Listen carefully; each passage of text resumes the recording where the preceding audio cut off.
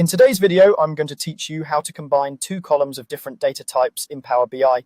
This is a quick and reliable way to create a single readable field from values like dates and IDs or numbers and text without worrying about mismatched data types.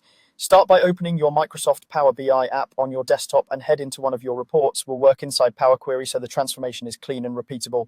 On the home ribbon, click Transform Data. This opens the Power Query editor where you can safely shape and combine your data before it loads into the report.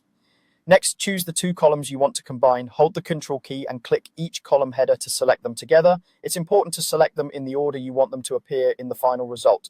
With both selected, right-click one of the headers and choose Merge Columns. This command tells Power Query to take those separate values and join them into one. A Merge Columns window will appear.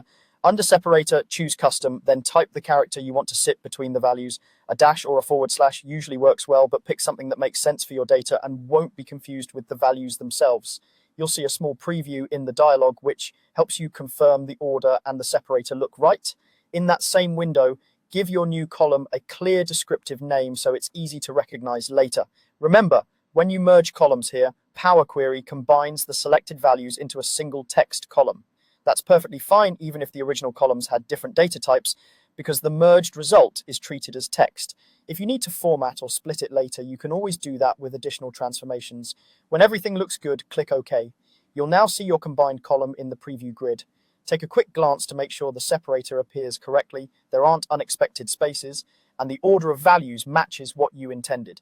If you spot anything off, you can repeat the merge with a different separator or adjust the column order before merging. That's it. You've successfully combined two columns of different data types in Power BI using Power Query, keeping your data clean and your report easier to use. Thanks for watching.